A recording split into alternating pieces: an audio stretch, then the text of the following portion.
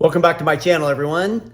Today I'm going to be talking about OmniPeek and how you can use it with ChatGPT. One of the greatest things about OmniPeek is all of the analysis that you can do. One of the types of analysis that OmniPeek does really well is its expert system that has over 200 different diagnoses. These diagnoses can be used for network performance issues, for security, forensics, and one of the things that I have just recently started doing more of is taking that analysis, exporting it as CSV, and then giving it to ChatGPT to chew on.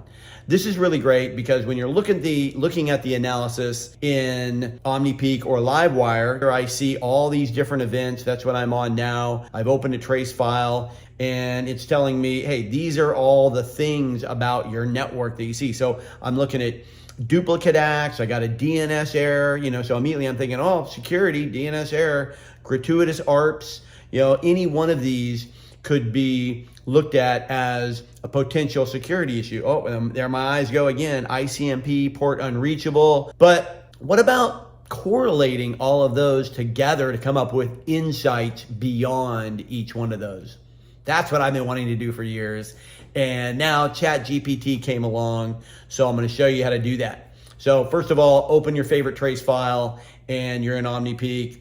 Go up to File, say Save Report, and you want to save the report as a CSV report. This is the one that ChatGPT likes to chew on the best. So save it as a CSV report, and it's going to go into, by default, your Documents Reports folder. This one's just called 10.5. It's the trace file I took in the morning. Hit save, boom. Okay, here I am in File Explorer.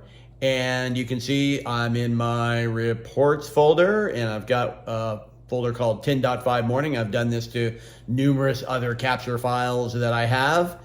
And inside here is CSV versions of all the analysis that we do. All of the rich analysis that you see in OmniPeek or Livewire, you can also export to CSV. And there's all kinds of cool things you can do with that. But what I've been doing lately is taking the expert event count, and you can see I've got these events in there.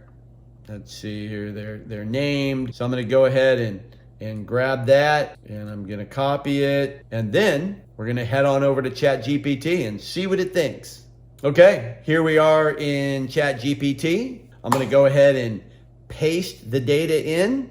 We're going to go ahead and ask it a question. What are the possible network performance and security issues and how to resolve them? Right? Let's not just ask it what the issues are. Let's try to figure out how to fix them too. So there we go. Let's see what it says. Based on the provided event log, several possible network performance and security issues can be identified. Here is a list of the issues and potential solutions. So then it just starts going. So guess what? It's doing my job for me.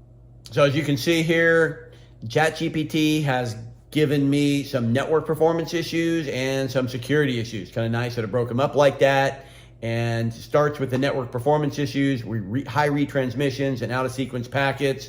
So right there, it put the two together because I have events that are retransmissions, and there's a couple of different retransmission type events in OmniPeek, and there's out of sequence events as well, and it's correlating those and telling me about the network quality congestion, and then it tells me possible solutions, which is great because that's what I want. Solutions, right? Not just problems. Tell me the solutions.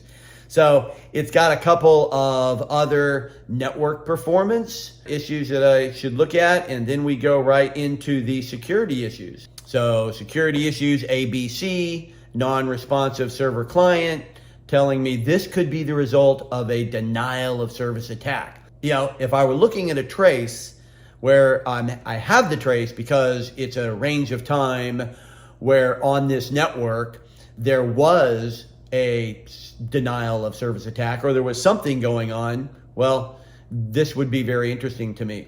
Solutions include deploying security measures to mitigate DOS attacks, And then we've got the second one, DNS errors and slow response times, right? So again, it took our DNS events and our response time events, and it's correlating those, suggesting that we could have a DNS attack, DNS cache poisoning, or misconfiguration, along with some solutions about what I could do to resolve that, monitor my DNS traffic, validate my DNS server configurations, which is always a good idea to do anyway.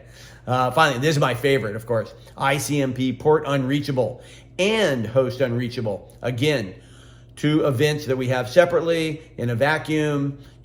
Sure, they mean something, and I would have correlated those myself as well, but here, these messages could indicate network scanning or probing attempts by attackers.